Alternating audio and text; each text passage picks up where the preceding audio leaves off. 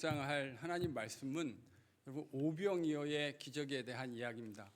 와, 오병이어의 기적을 안 들어본 교인이 누가 있을까? 여러분 사복음서가 있는데 그 사복음서에 그 이야기가 다 등장하는 것, 예수님의 십자가 죽음과 부활에 대한 이야기를 빼놓고 나서 사복음서에 다 등장하는 게 여러분 의외로 많지 않아요. 그러니까 사복음서에 다 등장하는 이야기가 예수님 십자가와 부활에 대한 이야기를 제외하고 나면 복음서에서 그리 많지 않습니다. 몇 개 안 되는데 그 중에 하나가 오병이어예요. 그러니까 우리가 오병이어를 많이 들어볼 수밖에 없었겠죠. 오병이어 너무 유명한 이야기인데 오늘 여러분과 이 오병이어 우리가 너무나 많이 들었을 법한 이 이야기를 세 가지 요점, 그러니까 여러분이 많이 들으셨겠지만 이 오병이어를 잘 해석하기 위해서 저는 세 가지, 마가가 우리에게 그 심어놓은 세 가지 요소들이 있는데 여러분과 함께 오늘 그 세 가지 요소들을 좀 픽업해 가면서 오병이어의 이야기를 좀 새롭게 읽어보려고 시도해 볼까 합니다. 본문 34절을 보면 예수님이 이 오병이어의 이야기를 시작하면서 인트로에 이렇게 되어 있습니다. 큰 무리를 보시고 그들을 불쌍히 여기셨다. 큰 무리를 보고 예수님이 불쌍히 여기시는 것이 이 오병이어의 이야기가 시작하는 맥락이에요. 그런데 불쌍히 여기셨다. 주님이 이 무리, 수많은 무리를 보며 불쌍히 여기셨다 했는데 이 불쌍히 여기셨다 하는 이야기를 이야기하면서 마가는 아주 유대인이었으면 쉽게 캐치할 수 있는 아주 유명한 어구를 하나 사용합니다. 그게 뭐냐면 목자 없는 양이라고 하는 표현입니다. 그들이 불쌍했는데 왜 불쌍했냐면 목자 없는 양같이 보였기 때문입니다. 우리 같은 이방인들, 구약 성경을 잘 알지 못하는 사람들은 이 어구가 그렇게 빨리 팍 들어오지는 않을 수 있을 것 같습니다. 그런데 구약 성경에 익숙했을 사람들에게 이 목자 없는 양이라고 하는 것은 매우 친숙한 표현입니다. 구약 성경 스가랴나 에스겔 같은 구약 선지서에 등장하는데 은유적으로 이스라엘 백성들을 이야기할 때 목자 없는 양 같았다 이렇게 이야기합니다. 특별히 여러분 에스겔 34장을 여러분 저희가 좀 이따 하나 보게 되겠지만 에스겔 34장에 이스라엘을 묘사하면서 하나님은 그들이 목자 없는 양 같다라고 이야기하십니다. 에스겔 34장 5절에 왜 그러냐면 이스라엘의 목자로 세워놓은 종교 지도자들이 그들의 기능을 제대로 발휘하지 못했어요. 하나님은 그들을 목자로 세워서 이스라엘 백성의 양무리들을 잘 인도하기를 기대하셨는데 그들은 양무리를 인도하는 거에는 관심 없고 그들의 배를 채우는 거에 관심이 있었어요. 그런 불쌍한 이스라엘을 바라보며 목자가 있기는 하지만 그 목자가 실제로 기능하지 못하는 사람들, 그걸 보면서 목자 없는 양 같다 이렇게 표현하셨습니다. 그러니까 지금 이 맥락에 목자 없는 양 같다라고 하는 이 이야기가 에스겔서를 잘 알고 있는 유대인들에게는 구약의 에코가 들리는 이야기입니다. 아, 맞아. 그때도 목자 없는 양 같았지. 이 표현이 특별히 우리에게 오늘 첫 번째로 주의를 끌어야 되는 이유는 에스겔 34장 23절과 24절 때문입니다. 그런 이스라엘을 바라보면서 하나님은 에스겔을 통해서 한 가지 약속을 해주십니다. 그 약속의 내용이 23, 24절에 이렇게 등장합니다. 같이 읽겠습니다. 시작.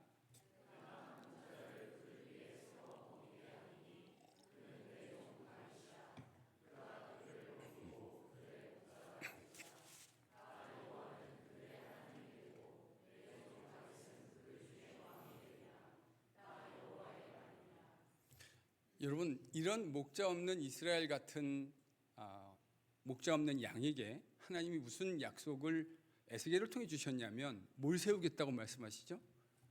목자를 하나 세우겠다. 목자를 하나 세우겠다. 근데 그 목자가 누구라고 이야기합니까? 다윗이라고 이야기합니다. 근데 여러분, 이 맥락에서 역사적인 왕 다윗일 수는 없습니다. 그렇죠? 왜요? 이분은 지금 누워 계시니까. 이분은 누워 계시니까 이 다윗이라는 것이 문자적으로 그 다윗을 말할 수는 없을 거예요. 하나님이 이스라엘 백성들에게 에스겔을 통해 약속하신 내용이 뭐냐면 너희들이 지금 목자 없는 양 같은 그런 처참하고 안타까운 모습이 있는데 내가 목자를 하나 세우겠다. 그 목자는 다윗일 것이다. 사실 이건 사무엘하 7장을 반영하고 있는 다윗의 아들이라는 의미이겠죠. 다윗 왕가의 왕을 일으켜내실 것이다. 그러면 너희들이 더 이상 목자 없는 양처럼 유리하거나 방황하지 않게 될 것이다.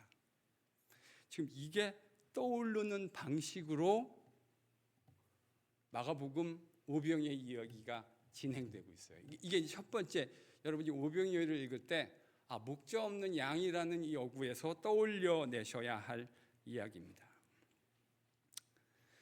본문의 예수님은 목자 없는 양 같은 이스라엘 위에 세워지는 목자처럼 마가는 예수님을 그 에스겔의 그림 안에서 묘사하려고 하고 있는 것 같아요.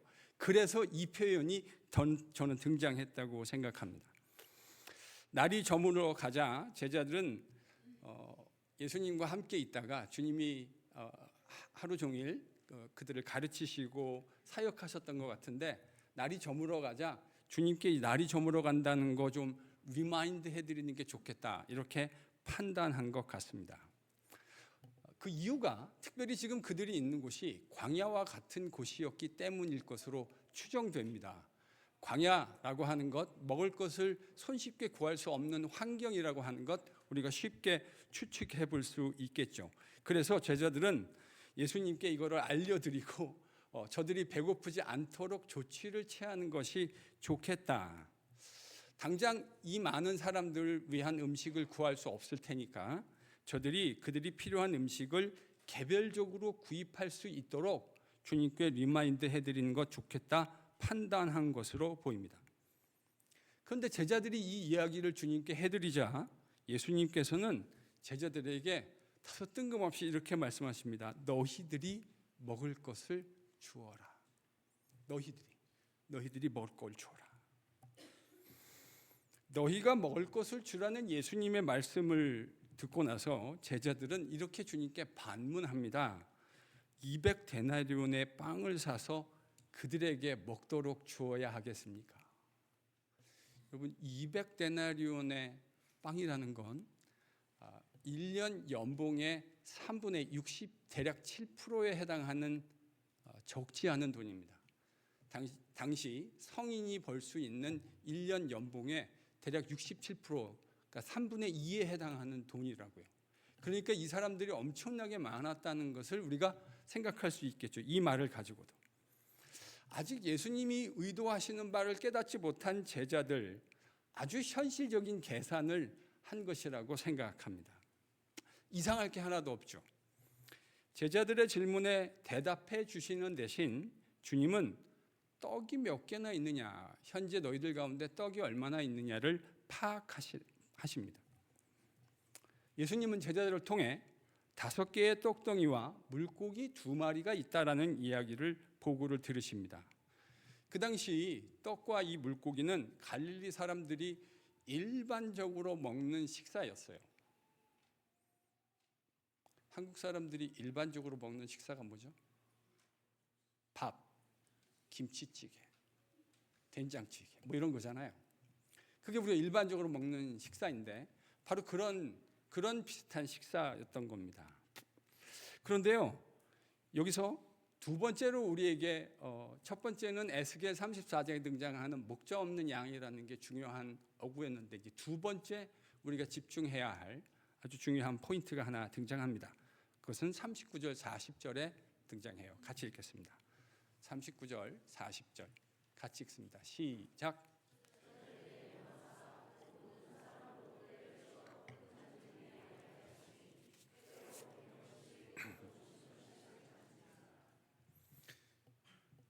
상황을 보고를 들으신 예수님께서는 지금 제자들을 통해서 거기에 있는 무리들을 50명씩 100명씩 무리를 지어서 앉게 하셨습니다.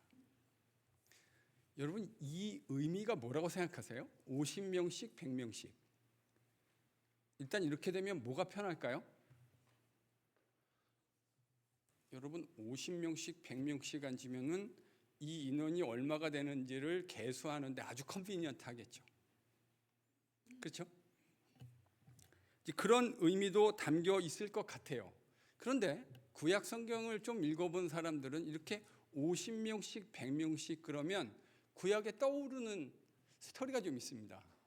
그건 모세가 이스라엘 백성들을 광야에서 인도해낼 때 그들의 숫자를 파악하기 위해서 50명씩 100명씩 했던 이런 구약 이야기가 일단 떠오릅니다. 근데 이 표현이 더 흥미로운 이유는 예수님 당시에 여러분이 이런 이제 문서를 접하기는 좀 어려웠을 것 같은데 쿰란이라고 하는 문서가 있습니다. 쿰란 공동체에 사람들이 있었는데 그들에게서 이와 매우 유사한 표현들이 발견되어져요. 그래서 여러분의 오늘 그 설교 질문지를 보시면 그 질문이 있죠. 어쩌면 처음 보시는 분들도 꽤 많을 것 같아요. 질문지에 보면 쿰란 문서 그래가지고 당최 처음 보는 문서들이 이렇게 몇 개 이렇게 등장하죠. 맞습니까? 네. 뭐 1QS 이건 또 뭐냐? CD 이 CD는 무슨 CD냐? 1QSA 이건 도대체 뭐냐? 앞에 있는 숫자는 쿰란 동굴 넘버를 의미하는 거고요.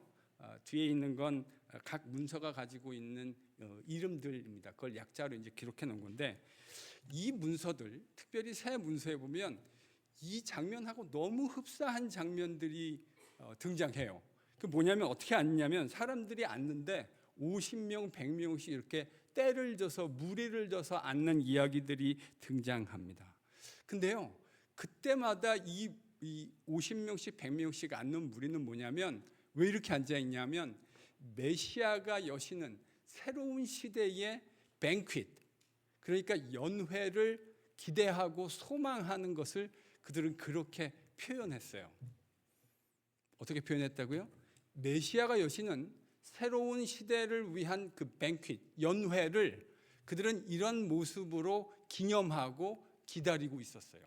그게 쿰란의 사람들이 가지고 있었던 이제 하나님이 보내실 메시아가 오시면 우리가 이렇게 하나님이 여시는 연회 잔치에서 함께 그 놀라운 축복들을 경험하게 될 거라는 소망을 담아서 50명씩 100명씩 앉아가지고 뱅퀴트를 열었다고요. 이걸 너무 잘 알고 계셨을 예수님이 지금 사람들을 어떻게 앉으라고 시킨 거예요? 50명씩 100명씩. 그 문화를 너무 잘 알고 있는 주님이 100명씩 50명씩 앉게 하신 것, 이건 단순히 기능적 손쉬운 관리 이상의 의미를 저는 담고 있다고 확신합니다. 사실 유대인의 사고 속에서 메시아가 열어주시는 이 연회라고 하는 건 그들이 정말로 소망하고 기대하고 있는 것이었습니다.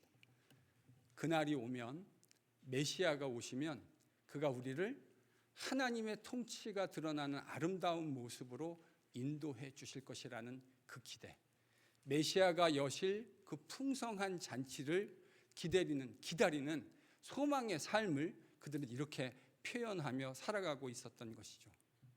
마치 우리가 주님이 오시는 날을 간절히 소망하며 기다리며 살아가는 것과 흡사합니다.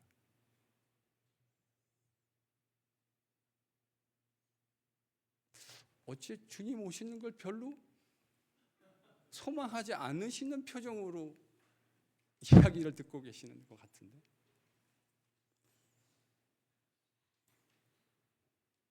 사실은 주님이 오시는 날은 모든 성도들이 기다려야 할 가장 영광스러운 날이라고 저는 믿습니다. 주님이 돌아오실 때, 주님이 처음 오셨을 때는 그분이 왕이라는 걸 사람들이 거의 잘 알아차리지 못했습니다. 주님이 두 번째 오시는 날, 그날은 어떤 누구도 주님이 왕이시라고 하는 것, 이 세상의 통치자이고 영광스러운 왕이라고 하는 걸 어느 육체도 부인할 수 없는 영광스러운 모습으로 주님이 오실 겁니다. 이것이 기독교인의 가장 큰 저는 소망이라고 생각합니다. 그래서 저는 부족하지만 제가 어떤 글들을 쓸 때 제 책의 제일 마지막에 서문에 이렇게 늘 씁니다. 사랑하는 주님이 정말 빨리 오셨으면 좋겠다. 여러분, 사랑하는 사람은 만나고 싶은 거 아닙니까? 우리는 주님을 한 번도 눈으로 뵌 일이 없습니다. 그런데 저는 어느 누구보다 주님을 사랑합니다. 주님이 빨리 오셨으면 정말 좋겠습니다. 그 주님을 정말 빨리 뵙고 싶어요. 주님이 오시는 날에 지금은 아픔도 있고 우리가 살아가는 것에 슬픔도 있습니다. 때로는 몸이 약해지기도 하고 사랑한 이를 먼저 떠나보내야 하는 슬픔을 가지며 우리는 살아갈 수밖에 없습니다. 그런데 주님이 다시 오시는 그 날에 주님은 모든 사람의 눈에서 눈물을 닦아주시겠다고 약속하셨습니다. 가장 영광스러운, 전 이렇게 감히 말씀드리고 싶은데요, 무엇을 상상하든 상상 이상이 될 겁니다.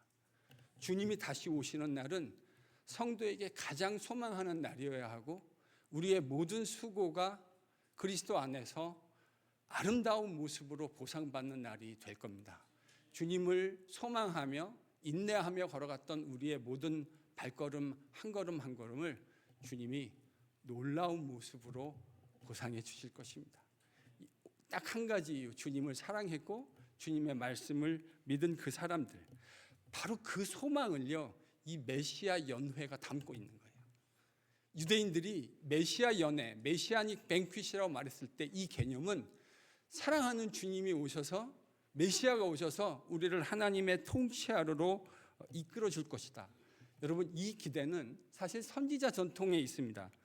이사야 25장 6절 8절 읽지는 않겠습니다. 시간 관계상 25장 6절 8절 55장 1절 15절 등에 근거해서 메시아가 오실 때 그가 우리를 하나님의 통치 안으로 아름답게 인도해 주실 것이라는 하나님의 말씀에 근거한 바로 그 예언인 것이죠. 그러니까요, 에스겔 34장의 예언대로 목자 없는 양들이, 마가가 이렇게 얘기하고 있는 거예요. 에스겔 34장이 예언했던 바로 그 목자. 지금 이스라엘은 목자가 없는 양처럼 불쌍하고 유리하지만 하나님이 약속하신 메시아의 통치를 가져오실 그 메시아가 지금 이 앞에 있습니다 라고 우리에게 기록해 주고 있는 것입니다. 이에 더해서 또 한 가지, 제가 이제 세 가지 포인트를 가지고 본문을 좀 다시 읽자 이렇게 말씀드렸죠. 세 번째 흥미로운 포인트가 있습니다. 그것은 마가복음에 지금 등장하고 있는 이 오병이어의 기적이 예수께서 단순히 그들의 육신적 필요, 그러니까 예수님하고 지금 같이 사역하고 예수님께 배우다가 이 광야 한적한 곳에서 아무것도 할 수 없는, 대처할 수 없는 상황 속에서 밤이, 어둠이 다가오는 그런 상황이잖아요. 이런 상황 속에서 예수님께서 그들의 육신적인 필요를 채워주셨다. 여러분, 이게 지금 오병이어가 말하려고 하는 핵심은 아니에요. 저는 그렇게 생각해요. 단순히 육신의 필요를 채워주시려신 것이 아니라 유대인들은 메시아가 오실 때 그들이 만나를 다시, 마치 모세를 통해 그들이 만나를 먹었던 것처럼 그들의 조상들이 메시아가 올 때 만나를 먹게 될 것이라고 하는 소망을 가지고 있었습니다. 제가 보진 않겠지만 여러분, 나중에 계시록 2장 17절을 우리가 이미 한 달여 전에, 한 달도 더 됐죠. 계시록 2장 17절을 여름에 우리가 묵상했는데 거기 보면요, 그 소망이 반영되어져 있어요. 계시록 2장 17절에 메시아가 올 때 하나님께서 우리를 만나를 먹게 하실 것이다 라고 하는 그 기대가 거기 반영되어 있어요. 그러니까 우리가 하나 주의 깊게 봐야 할 것이 오병이어와 이 만나라고 하는 주제의 연결입니다. 사실 마가복음에는 이게 아주 노골적으로 등장하진 않아요. 조금만 기다리세요. 요한복음 6장, 우리가 주일날 이제 요한복음 4장 읽고 있는데요. 제 계산대로 하면 한 달 반 정도 지나가면 이제 이 요한복음 버전의 오병이어 이야기를 다루게 될 겁니다. 그때 요한이 이 오병이어와 만나라고 하는 주제를 연결하고 있다는 사실을 우리가 발견하게 돼요. 그러니까 유대인들은 메시아가 오면 뭘 먹게 될 거라고 기대하고 있었다고요? 만나, 하늘로 오는 만나를 먹게 될 거라고 기대하고 있는데, 바로 그런 사람들에게 에스겔 34장의 전통을 따라 목자 없는 양 같은 사람에게 목자이신 예수님이, 메시아이신 예수님이 오셨고, 그분이 오병이어 사건과 이 요한복음 6장에 가면 이 오병이어 사건과 만나라고 하는 주제를 연결합니다. 그래서 예수님이 오병이어의 사건을 요한복음 6장에서 행하시고 난 후에 자신을 뭐라고 설명하는지 여러분 아십니까? 내가 하늘로부터 오는 떡이다, 하늘로부터 오는 만나다, 이런 말입니다.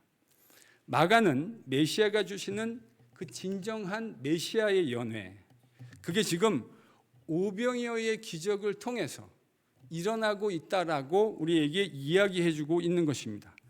여기서 목자가 없는 양 같은 사람들이 에스겔이 예언한 바로 그 예언의 전통을 따라 다윗 왕가의 왕으로 오신, 목자로 오신 예수님을 통해 함께 그들이 먹게 되었다고 하는 이 마가복음의 오병이어 묘사는 주님이 약속하셨던, 에스겔을 통해 약속하셨던 목자가 없는 양은 불쌍한 존재입니다.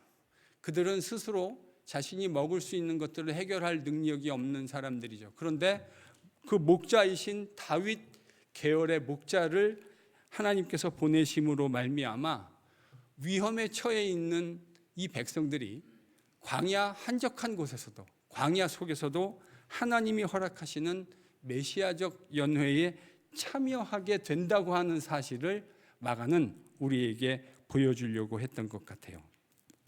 사람들이 그 절박한 상황에서 먹고 배부르게 되었다는 표현은 메시아가 여실 그 아름다운 연회가 얼마나 풍성한 것인가를 우리에게 드러내 줍니다. 여러분, 이 연회를 맛본 사람이 몇 명이었다고 마가가 기록해 놓았죠? 5,000명. 그러면 여러분, 근데 이 마가의 묘사를 보면 5,000명이었다고 하지 않았고요. 어떻게 묘사되어져 있죠?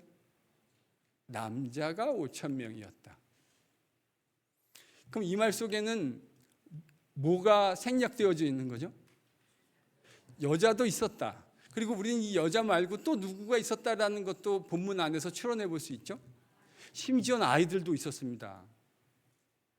예수님은 애들은 가라 하지 않으셨어요. 전 어렸을 때 시골에 살았는데요. 그 약 파는 아저씨 오면 항상 그랬어요. 애들은 가라. 듣는 애 서운하게. 애들은 가라. 그런데 예수님이 있는 곳에, 심지어 그의 가르침이 주어지는 곳에서 예수님은 아이들을 돌려보내지 않으셨습니다. 남자가 5,000명이었다고 하는 이 표현은 여자와 아이들도 이 공동체 안에 있었다고 하는 것을 우리로 하여금 추론하게 합니다. 여러분, 심지어 이 사회는 여자를 숫자로 카운트도 하지 않는 그런 문화였던 것이죠. 그런데 메시아가 여시는 새로운 통치의 세상에는 여자도 제외되지 않습니다. 아이들도 그 메시아의 통치로부터 제외되지 않습니다. 어느 누구도 배제됨이 없는 메시아가 통치하시는 아름다운 세상을 경험하게 되는 것이죠. 공경 가운데 처했던 사람들, 제자들도 속수무책의 상황에서 그들을 보내서 스스로 먹을 것을 해결하게 합시다 라고 하고 있는 상황에서 주님은 자신이 에스겔이 내다보았던 다윗 계열의 메시아하고 목자인 것을 드러내시며 그들을 이미 메시아가 여는 아름다운 연회의 풍성함으로 초대하시고 그들을 인도해 주고 계시다 하는 사실을 우리는 이 오병이어의 기적 이야기를 통해서 보게 됩니다. 여러분, 인생 곳곳엔 수많은 결핍들이 있습니다. 건강의 결핍, 재정의 결핍, 때로는 관계의 결핍, 곳곳에 결핍투성인 것 같아요. 정직하게 그게 인생이 아닐까 생각해 보게 됩니다.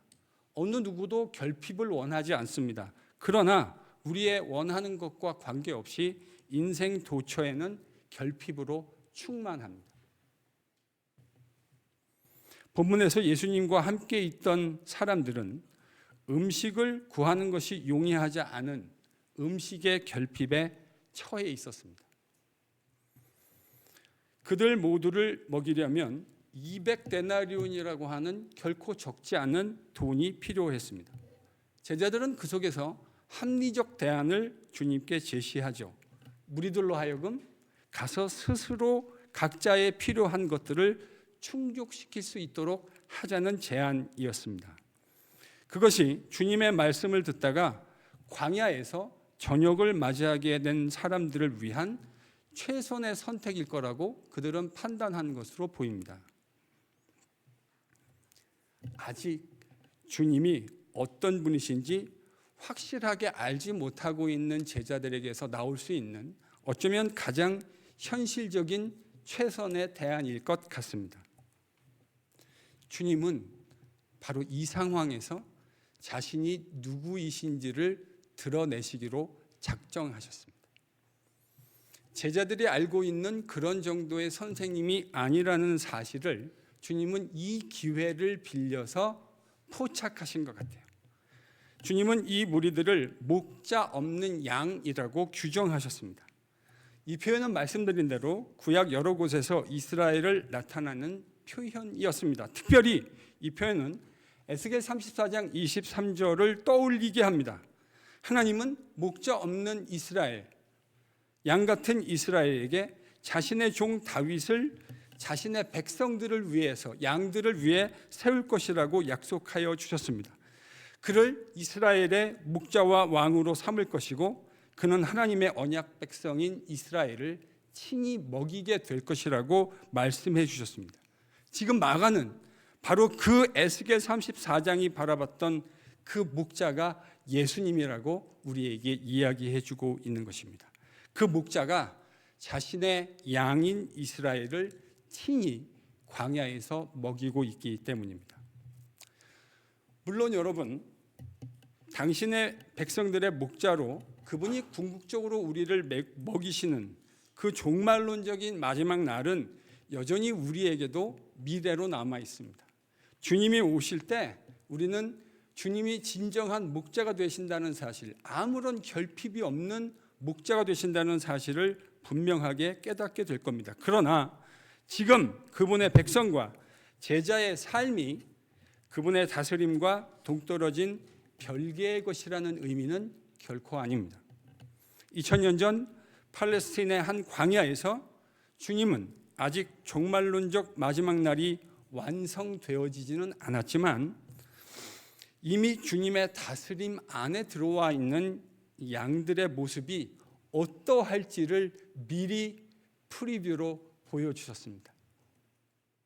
그 날이 영광스럽게 도래하는 건 우리에게도 미래에 있는 일이겠지만 주님은 이 사건을 통해서 주님의 다스림 안에, 참 목자이신 예수님의 다스림 안에 이미 들어와 있는 사람들의 삶이 어떨 것인지를 이 오병이어의 이야기를 통해서 우리에게 미리 맛보게 하신 것이죠.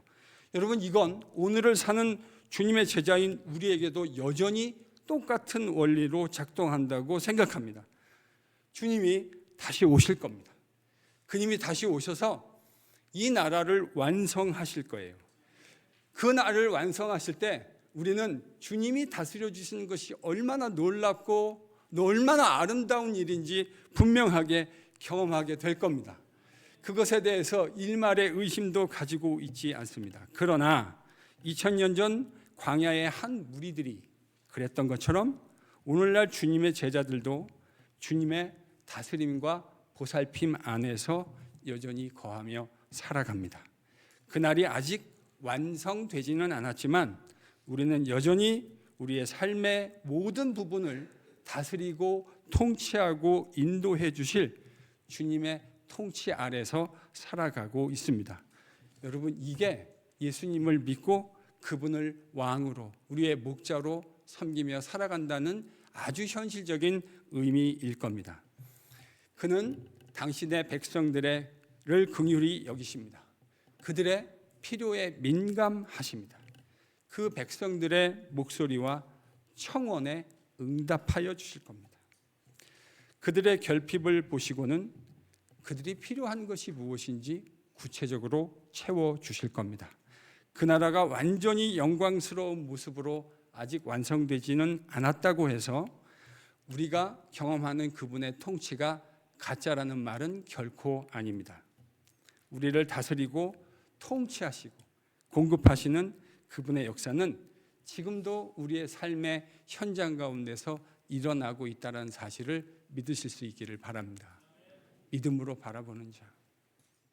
예수님이 우리의 목자라는 사실을 지금도 믿음으로 바라보는 모든 사람에게 주님은 2000년 전 아직 그 나라가 완성되지 않았음에도 불구하고 메시아가 실제로 다스리는 세상이 어떤 것인지를 아주 소박한 저녁 식사를 통해, 스테이크가 있었던 것이 아니에요. 스테이크와 어울리는 최고급 와인이 있었던 것이 아닙니다. 그들이 늘상 먹는 물고기와 보리떡을 가지고, 그럼에도 주님과 함께 걸어가는 그 과정에서 전혀 결핍이 일어나지 않을 것이라는 사실을 우리에게 프리뷰로 보여주셨어요. 여러분, 이 오병이어의 기적을 묵상하실 때마다 내 인생의 목자가 되시는 주님을 다시금 떠올리실 수 있는 은혜가 임하기를 축복합니다. 예수 그리스도, 그는 우리의 진정한 목자이십니다. 예수 그리스도를 목자로 가지고 있는 사람은 부족함이 없습니다. 예수 그리스도를 목자로 가지고 사는 사람은 하나님이 우리의 탐욕을 채워주시지 않지만 저는 하나님이 저의 일용할 양식을 단 한 번도 허락해 주시지 않는 것을 경험한 일이 없어요. 주님은 저의 탐욕을 단 한 번도 채워주지 않으셨어요. 제가 탐욕으로 구해서 주님 앞에 받은 것이 없어요. 그런데 일용할 양식을 구할 때마다 주님은 저에게 반드시 실패함 없이 그분이 나의 목자 되신다는 사실을 확인시켜 주셨습니다. 저에게 그렇게 역사하신 하나님이 저는 여러분의 인생에도 동일하게 역사하실 거라고 믿습니다. 우리가 걸어가는 이 삶의 이 척박한 광야 같은 이민 생활을 살아가는 이 길에서 하나님이 우리와 함께하여 주시고 주님이 우리의 목자가 되어 주실 것입니다. 예수님을 왕으로 믿고 그의 백성, 그의 제자가 된다는 것은 여러분 이론의 영역에 속한 것이 아니에요. 그것은 실제로 그분이 우리의 삶의 목자이시고 왕으로 우리를 다스려 주신다는 것을 의미합니다. 목자가 없는 양은 위험천만입니다. 돌봐주는 사람이 없기 때문입니다. 그러나 주님을 목자로 가지고 있는 사람은 두려워할 것이 없습니다. 왜냐하면 주님이 우리의 목자가 되어주시기 때문입니다. 시편 23편을 쓴 시인은 이 사실을 이렇게 웅변적으로 드러냈죠. 여호와는 나의 목자시니 내게 부족함이 없습니다. 그가 나를 푸른 초장에 누이시며 쉴만한 물가로 인도하시기 때문입니다. 내 영혼을 소생시키시고 자기 이름을 위하여 의의 길로 인도하여 주십니다. 내가 사망의 음침한 골짜기를 다닐지라도 해를 두려워하지 않을 수 있는 것은 주께서 나와 함께 하시기 때문입니다. 주님의 지팡이와 막대기가 나를 안위하여 주십니다. 당신의 삶 속에서 목자 되신 우리 주님을 떠올려 내실 수 있기를 바랍니다.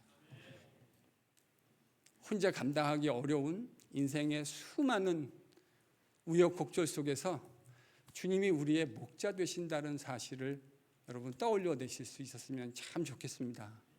2000년 전 공경에 처한 주의 백성들, 주님이 목자가 되셔서 아직 그 나라가 영광스러운 모습으로 우리 가운데 임하지 않았지만 여전히 목자이신 우리의 왕이신 주님의 통치를 받는 자들 결코 걱정할 것 없이 넉넉하게 먹고도 12광주리가 남을 정도로 풍성하게 인도해 주시는 목자이신 주님을 저와 여러분의 삶 속에서 경험해 갈 수 있기를 축복합니다. 예수님을 목자로 섬기며 사는 인생은, 그의 제자로 사는 인생은 여러분 그래서 참 행복한 인생일 거라 저는 믿습니다.